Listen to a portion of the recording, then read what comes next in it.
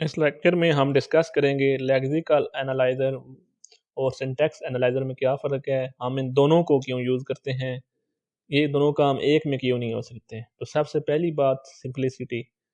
अगर ये जो कमेंट्स वगैरह रिमूव होते हैं लेक्सिकल एनालिसिस में और इसके अलावा जो वाइट स्पेसेस रिमूव होती हैं, ये सारी चीज़ें जो और टोकन बनते हैं, ये सारी चीज़ें अगर सिंटैक्स एनालिसिस में बनना शुरू हो जाएँ, जिसका काम सिंटैक्स चेक करना होता है, जिसके बारे में हम मज़ीद पढ़ेंगे, जिसको हम पार्सर और पार्सिंग भी कहते हैं।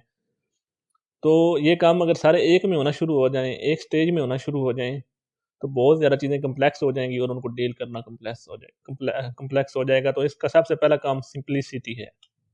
दूसरे नंबर पर एफिशिएंसी इंप्रूव हो जाती है। मिसाल के तौर पर अगर हमने व्हाइट स्पेसेस और कमेंट्स को रिमूव करना है, तो हम इसको फास्टली अलहदा से रिमूव कर सकते हैं और उस हिस्से को इंप्रूव भी कर सकते हैं। इसी तरह सिंटैक्स वाले काम में हम कोई इंप्रूवमेंट ईज़िली कर सकते हैं। लेकिन ये दोनों इकट्ठे हों, तो फिर उन सारी चीज़ों को इंप्रूव करना भी मुश्किल हो जाता है। पोर्टेबिलिटी इज़ नेक्स्ट नंबर 3 क्या है कि फिर हम एक-एक स्टेप में फिर उसको पोर्ट कर सकते हैं। एक स्टेप मुकम्मल करने के बाद उसको पोर्ट भी कर सकते हैं। Portability is next.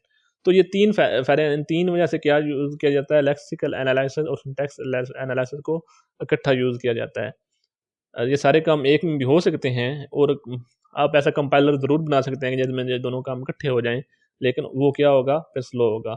इस लेक्चर में इतना ही। अगर आपको वीडियो पसंद आई है तो वीडियो को लाइक करें, कमेंट करें और अपना फीडबैक ज़रूर दें। बहुत शुक्रिया।